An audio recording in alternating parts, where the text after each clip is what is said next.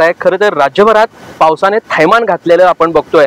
आपण 20 ऑगस्टची जी काही कोल्हापूरची ड्रोनची दृश्य बघितली होती, तर पुराची परिस्थिती सध्या कोल्हापूरमध्ये पसरलेली बघायला मिळत होती।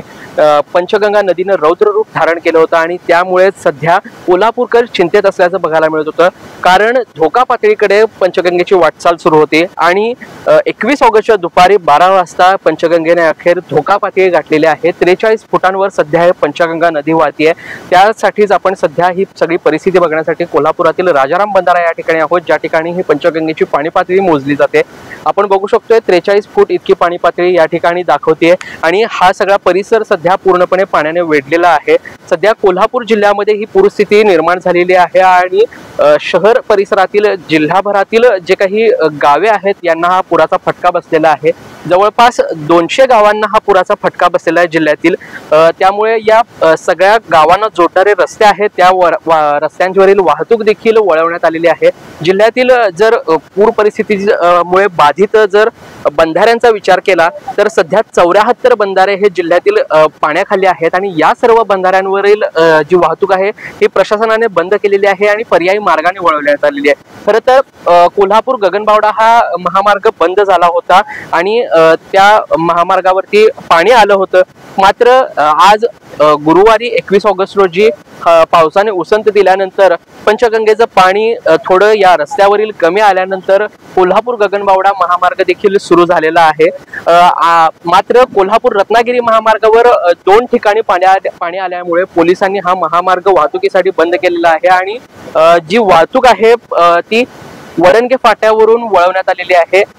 त्यामुळे सध्या बॅरिकेटिंग हे वडणगे जवळ लावण्यात आलेलं आहे पोलिसांकडून आणि कोणत्याही प्रकारच्या वाहनांना सध्या त्या महामार्गावरती मज्जाव करण्यात आलेला आहे। सध्या गुरुवारी सकाळपासूनच चिखली परिसरातील नागरिकांचं देखील स्थलांतर करण्यास सुरुवात केली होती प्रशासनाने। शहरी भागातील जे सुतारवाडा परिसर आहे या ठिकाणचं देखील नागरिकांचं स्थलांतर महानगरपालिका प्रशासनाने केलं आहे। सध्या चित्रदुर्ग मठ कोल्हापुरातील ऐतिहासिक दसरा चौकात आहे आणि या ठिकाणी 51 कुटुंबांचं स्थलांतर हे महानगरपालिकेच्या वतीने करण्यात आलेलं आहे। या सगळ्या कुटुंबांच्या खाण्यापिण्याची जी काही व्यवस्था आहे ती महानगरपालिकेने व्यवस्थित केलेली आहे, त्यांच्या आरोग्याची काळजी नीट घेतलेली आहे। त्याचबरोबर NDRF टीम, त्याचबरोबर कोल्हापूर जिल्हा आपत्ती व्यवस्थापन टीम आणि महानगरपालिकेची आपत्ती व्यवस्थापन टीम हे सर्वजण सध्या पूर परिस्थितीवरती लक्ष ठेवून आहेत, कारण 43 फुटांवर सध्या ही पाणी पातळी पोहोचलेली आहे। त्यामुळे शहरी भागात इतरही ठिकाणी पाणी साचू शकतं। सध्या कोल्हापूर शहराचा जो बावडा आणि शिये मार्ग आहे या मार्गावर देखील पाणी असल्यामुळे हा मार्ग देखील पोलिसांनी बॅरिकेडिंग लावून बंद केलेला आहे आणि पर्यायी मार्गाने ही वाहतूक वळवली आहे। कोल्हापुरात इतरत्र ठिकाणी सध्या पाणी साचलेलं नाही। जर 43 फूट ही पाणी पातळी असताना एकूणच जर पूर परिस्थितीचा आधीचा विचार केला तर या 43 फुटांच्या पाणी पातळीला कोल्हापुरातील रिलायन्स मॉल, शाहूपुरी या भागात देखील पाणी यायला सुरुवात होतं। मात्र महानगरपालिकेकडून यंदा उन्हाळ्याच्या दिवसात गाळ काढण्याचं वगैरे काम जोमाने केल्यामुळे सध्या 43 फूट पाणी पातळी आली असली तरी शहरी भागात या रिलायन्स मॉल, शाहूपुरी, कुंभार गल्ली या परिसरात अद्याप पाणी आलेलं नाहीये। त्यामुळे कुठेतरी ही एक समाधानाची बाब कोल्हापूरकरांसाठी आहे। मात्र काहीच दिवसांवरती आता गणेशोत्सव येऊन ठेपलेला आहे आणि गणेश मूर्ती अगदी तयार आहेत।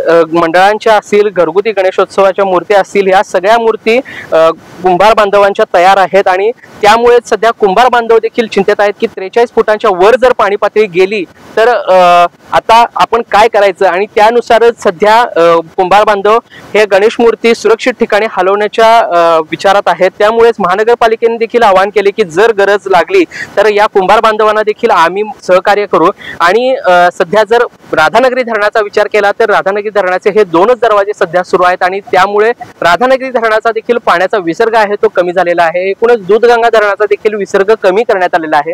जर कोल्हापूर जिल्ह्याचा एकूणच विचार केला तर पावसाचा जोर ओसरलाय, तुम्ही बघू शकता आत्ताही ऊन पडलेलं आहे आणि त्यामुळे सध्या पावसाची उघडीप बघायला मिळते। ही कुठेतरी समाधानाची बाब कोल्हापूरकरांसाठी आहे आणि त्यामुळेच पुढच्या दिवसात पावसाचा जोर कमी झाल्यानंतर ही पूरस्थिती ही किंचितशी अजून कमी होण्यास मदत होणार आहे। सध्या ह्या राधानगरी धरणातला असू देत, दूधगंगा धरणातले अर्थात काळमावळी धरणातला, त्याचबरोबर कोल्हापुरातील जे काही छोटे मोठे लघु बंधारे, पाटबंधारे प्रकल्प आहेत यातून होणारा विसर्ग आहे तो कमी करण्यात आल्यामुळे सध्या पूर परिस्थिती आहे ती नियंत्रणात आहे आणि जर पावसाची उघडीप राहिली तर ही पूर परिस्थिती नियंत्रणामध्ये येऊन सध्या पुराची जी काही वाढलेली पाणी पातळी आहे नद्यांची ती खाली होण्यास उतरण्यास सुरुवात होणार आहे आणि त्यामुळे ही सगळी जी साचलेली पाण्याची परिस्थिती आहे ती कमी होण्यास मदत होणार आहे। या नंतरच कोल्हापूरकरांना समाधान वाटणार आहे, कारण सध्या कोल्हापूरकरांमध्ये चिंतेचं वातावरण आहे, कारण शेतवाडीमध्ये पाणी घुसले, हॉटेल व्यवसाय असतील, नदीकडेचे जे काही सगळे व्यवसाय असतील त्या व्यवसायांना या सगळ्याचा फटका बसलाय,